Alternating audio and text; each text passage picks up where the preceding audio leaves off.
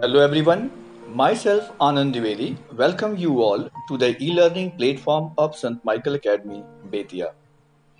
Dear students, today we are going to study the geography of class 10, chapter 6, manufacturing industries. The next topic is jute textiles. India is the largest producer of raw jute and jute goods and stands at second place as an exporter after Bangladesh. Bharat jute के producer के रूप में raw jute के producer के रूप में largest producer है, यानी सबसे बड़ा प्रोड्यूसर है. तो जूट गुड्स का भी प्रोडक्शन हम करते हैं, लेकिन अगर हम जूट के गुड्स के एक्सपोर्ट की बात करें तो सबसे पहले पोजीशन पर बांग्लादेश आता है, भारत का स्थान सेकंड है. Most of the mills are located in West Bengal.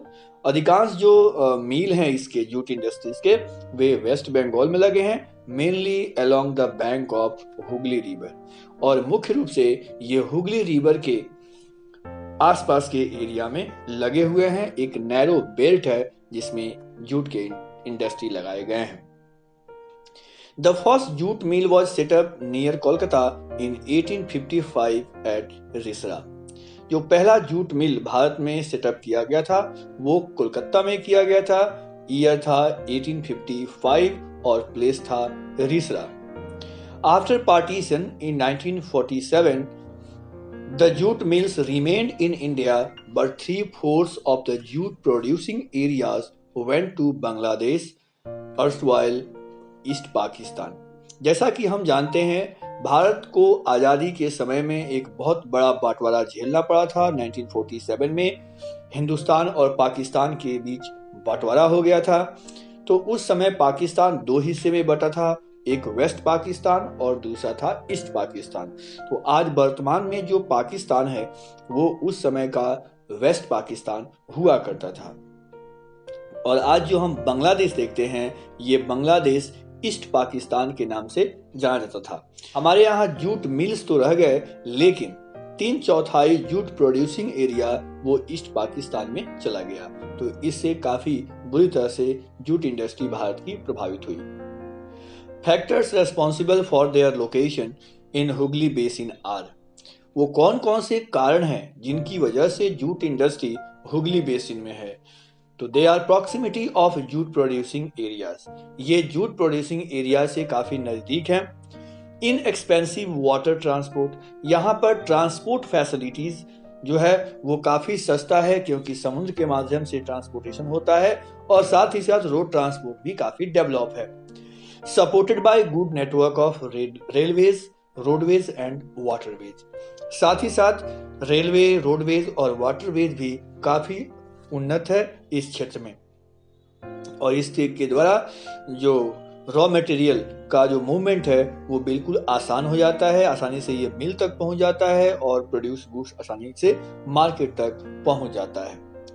इसके साथ साथ abundant water for processing raw jute. जैसा कि हम जानते हैं कि जूट के प्रोसेसिंग के लिए काफी अधिक पानी की आवश्यकता होती है. तो चूंकि हुगली रिवर खुद वहां मौजूद है इसलिए भी उसे काफी पानी मिल जाता है.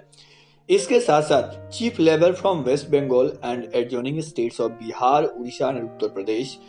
Kolkata as a large urban centre provides banking, insurance and port facilities for export of jute goods. तो इन सभी सुविधाओं के अतिरिक्त यहाँ पर लेबर काफी पर्याप्त मात्रा में मिल जाता है क्योंकि इसके आसपास के जो एरियाज हैं, जैसे यहाँ बिहार है हम लोगों का स्टेट, और उत्तर प्रदेश है, उड़ीसा है, ये ऐसे स्टेट हैं जो काफी पिछड़े हुए माने जाते हैं. यहाँ पर बेरोजगारी काफी अधिक है. तो यहाँ से लेबरर्स इन क्षेत्रों में जा करके वर्क करते हैं. तो इस इंडस्ट्रीज के लिए वो सारी सुविधाएं यहाँ पर मौजूद हैं. इसके साथ साथ कोलकाता एक लार्ज अर्बन सेंटर के रूप में डेवलप हो चुका है जहाँ पर बैंकिंग, इंश्योरेंस और पोर्ट फैसिलिटीज भी काफी अधिक डेवलप हो चुके हैं, जिससे जूट गुड्स के ट्रेड में, एक्सपोर्ट में और व्यापार में काफी लाभ मिलता है. Let us come to understand the challenges faced by these industries.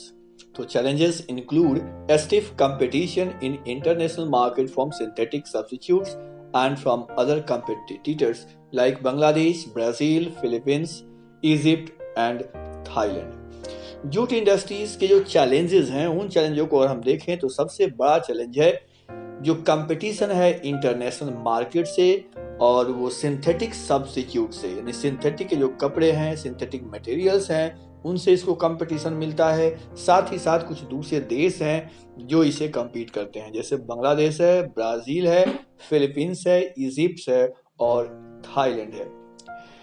However, the internal demand has been on the increase due to government policy of mandatory use of jute packaging.